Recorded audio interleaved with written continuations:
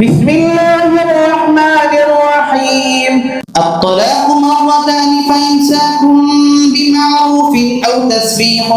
بإحسان ولا يحل لكم أن تأخذوا مما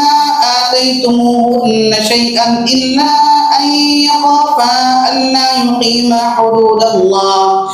فإن خفتم ألا يقيما حدود الله فلا جناح عليهما فيما افتدت به تلك حدود الله فلا تعتدوها ومن يتعد حدود الله فأولئك هم الظالمون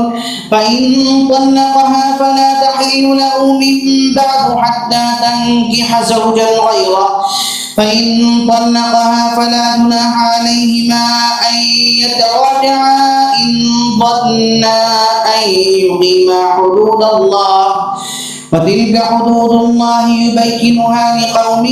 يعلمون وإذا طلقتم النساء فبلغن أجلهن فأمسكوهن بمعروف أو سرحوهن بمعروف ولا تمسكوهن ضرارا لتعتدوا ومن يفعل ذلك فقد ظلم نفسه ولا تتخذوا آيات الله هزوا واذكروا نعمة الله عليكم وما أنزل عليكم من الكتاب والحكمة يعظكم به واتقوا الله واعلموا أن الله بكل شيء عليم.